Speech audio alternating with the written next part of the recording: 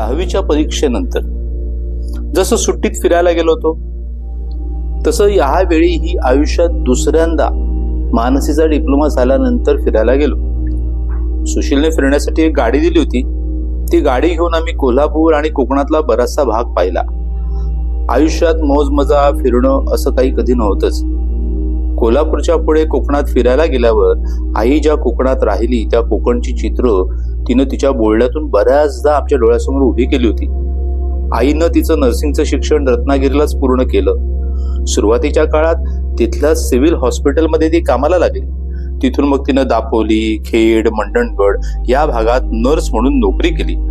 त्या भागात नोकरी केल्यामुळे तिच्या बोलण्यातून सगळा कोकण आमच्या समोर नेहमी उभा राहायचा. आता त्या भागातून फिरत असताना आईचं ते बोलणं आठवत होतं. त्यामुळे कोकणाविषयी एक अनामिक ओढ होती. आता साक्षात आम्ही कोकणात सहवासाला होतो. कोकणाचा निसर्ग पाहून डोळ्याचं अगदी पारणं फिटलं. सुशीलने आवर्जून गाडी दिल्यामुळे हे सगळं बघायला मिळालं.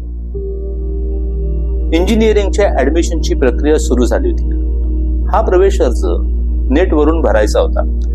या फॉर्म मध्ये प्रेफरन्स म्हणून महाराष्ट्रातील बऱ्याच कॉलेजची नावं होती. त्यातूनच कॉलेज निवडायचं होतं. मानसी चांगल्या मार्काने डिप्लोमा पास झाल्यामुळे आमच्या अपेक्षा साहजिकच उंचावल्या होत्या. पर्वत चढताना जसं उंचीवर जावं तस तशी चढण अवघड होते. पण बरीच चढाई केल्यावर आपण खूप उंचीवर आल्यावर आणखीन चढत जाण्याचं बळही अंगात येतं. स्वतःकडूनच स्वतःच्या अपेक्षा वाढत राहतात. आता इंजिनिअरिंगला सुद्धा सोलापुरात निखिल ज्या कॉलेजमध्ये शिकला त्या वालचंद इन्स्टिट्यूट ऑफ टेक्नॉलॉजी कॉलेजमध्येच मानसीचाही नंबर लागावा असं खूप वाटत होतं. तिथंच प्रवेश मिळावा अशी इच्छा पण होती. पण निखिल म्हणायचा तिथे ऍडमिशन मिळू शकणार नाही. तिथं प्रवेश मिळवण्यासाठी किमान 80% तरी मार्क्स पाहिजेत. मानसीला शेवटच्या सेमिस्टरला 78% मार्क्स होते. त्यात बाहेरगावच्या कॉलेजचाही काही उपयोग नव्हता, कारण मानसीला बाहेर पाठवणं शक्यच नव्हतं. तरीही प्रेफरन्स म्हणून सोलापूर मधल्याच 10 कॉलेजची नावं दिली होती. सोलापुरातीलच कॉलेजमध्ये ऍडमिशन मिळणार हे निश्चित होतं, पण कुठल्या कॉलेजला मिळेल हे सांगता येत नव्हतं. मानसीचा वालचंद मधील प्रवेश 1% हुकला आणि निखिल म्हणाला अगदी तसंच झालं.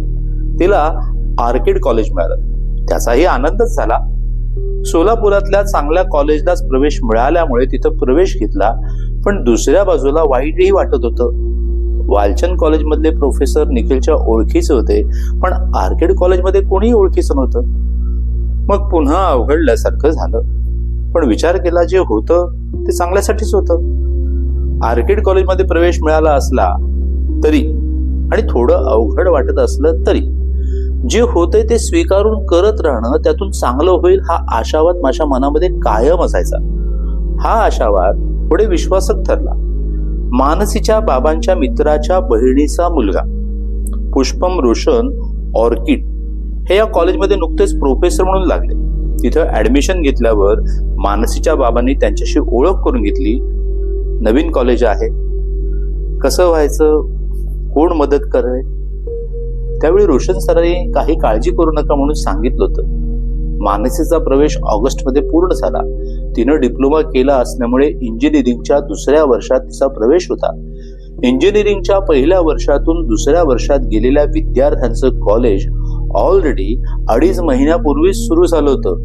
निखिलच्या इंजिनिअरिंगच्या वेळी जी अडचण आली तीच अडचण मानसीच्या वेळीही आली. जेवढे डिप्लोमा करून विद्यार्थी आले होते त्या विद्यार्थ्यांची त्यांच्या पालकांसह कॉलेजमध्ये मीटिंग बोलवली.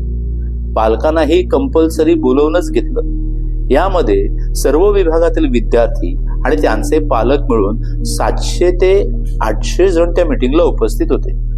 मंचाच्या बाजूला खूप मोठा स्क्रीन लावलेला होता. दुपारी 3 ते 5 या वेळेत मीटिंग होणार होती. 3 वाजता बरोबर मीटिंग सुरू झाली. माईकवरून कॉलेजचे प्राध्यापक माहिती सांगत होते. आता आपण स्क्रीनवरती जीवनामध्ये वेगवेगळ्या कठीण प्रसंगातून यश मिळवलेल्या यशस्वी व्यक्तींचा माहितीपट पाहणार आहोत. मग त्यांनी तो माहितीपट सुरू केला.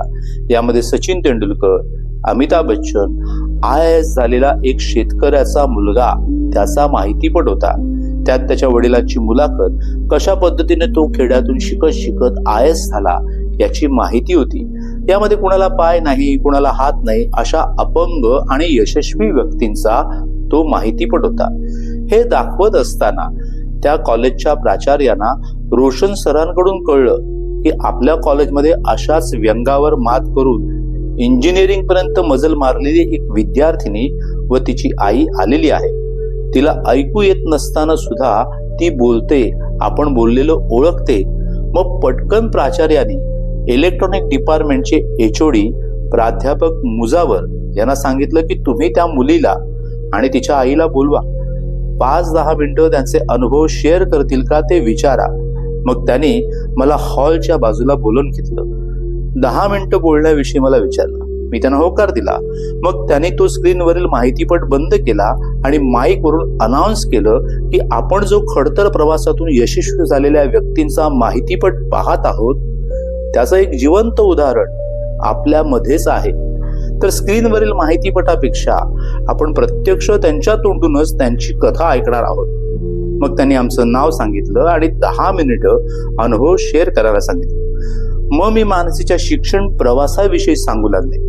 तिला ऐकू येत नाही हे कधी समजलं, मग पुण्यात कशी गेले, मुंबईच्या शाळेत कसं शिकवलं, तिथून ज्ञानप्रबोधिनी डिप्लोमा ते आर्किड कॉलेज पर्यंत कशी पोचले याची माहिती थोडक्यात सांगितली. ओठांच्या हालचालीवरून बोलणं ओळखण्याचा प्रकार काय आहे, दुसरीकडे तिनं स्वतः बोलण्यासाठी केलेले प्रयत्न, हा सगळा इतिहास त्यांच्या समोर ठेवला. माझं बोलणं ऐकून अक्षरशः पूर्ण सभागृह भारावून गेलं. सगळेजण उभे राहिले. त्यातील बऱ्याच जणांच्या डोळ्यांमध्ये अश्रू तरळत होते. जोर जोरात टाळ्या वाजवून त्यांनी आमचं कौतुक केलं. त्यावेळी सगळ्यात शेवटी मी सर्वांना आव्हान केलं, मानसी ही तुमच्यापैकीच एक विद्यार्थिनी आहे. ती तुमच्यासोबत इथं शिकणार आहे. तुमच्या सगळ्यांच्या सहकार्याची तिला गरज आहे, पण सहानुभूती नको. त्यामुळे सगळ्या लोकांनी मंचावरून खाली येताच आमच्या भोवती गराडाच घातला. सगळे जण मानसीचं अभिनंदन करू लागले. या मीटिंग मध्ये घोषित केलं होतं की उशिरा ऍडमिशन झालेल्या विद्यार्थ्यांनी कॉलेज लायब्ररी मधून पुस्तकं घेऊन जायची. 2 महिन्यापूर्वी जे कॉलेज सुरू झालं आहे त्याचा झालेला अभ्यास तुम्ही स्वतः करायचा आहे. खरं तर कॉलेजने सुट्टीतच क्लास सुरू करून प्रवेश न घेतलेल्या मुलांसहित 2 महिने शिकवलेलं होतं. त्यासाठी लायब्ररीकडून तुम्हाला पुस्तकं दिली जातील असं सांगितलं खरं, पण ती गोष्ट एवढी सोपी नव्हती. दुसऱ्या दिवशी मानसी कॉलेजमधून बरीच पुस्तकं घेऊन आली. त्याच दरम्यान फर्स्ट इयरचा रिझल्ट लागला होता. तिच्या शाळेमध्ये शिकणारी ज्ञानप्रबोधिनीमधील मैत्रीण, जिनं 12वी नंतर इंजिनिअरिंग फर्स्ट इयरची परीक्षा दिली होती, ती 2 पेपरमध्ये फेल झाली होती. ज्ञानप्रबोधिनीमधील हुशार विद्यार्थिनी असूनही ती फेल झालेली पाहून मानसीला धक्का बसला. त्यात पुन्हा मेकॅनिकल विभागातील एका मुलानं नापास झाला म्हणून हॉस्टेलवर गळफास लावून घेतला. त्यात कॉलेजमधून मोठमोठी पुस्तकं घेऊन आलेली 2-2.5 महिन्याचा झालेला अभ्यास उरकायचा होता, कारण पूर्वी झालेला अभ्यास शिक्षक पुन्हा शिकवत बसणार नव्हते. आता कसं करायचं, काय करायचं याचं तिला टेन्शन आलं. तिच्याच कॉलेजमध्ये फास घेतलेल्या त्या मुलाचा पेपरलाही फोटो आला होता. हे सगळं होत असताना त्या 2-4 दिवसामध्ये तिनं काही जाणवू दिलं नाही, पण तिला धक्का बसला होता.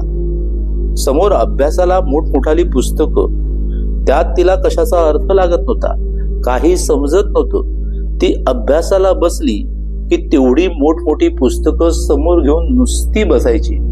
प्रत्येक टप्प्यावर अभ्यासक्रम कठीण होत जात असतो.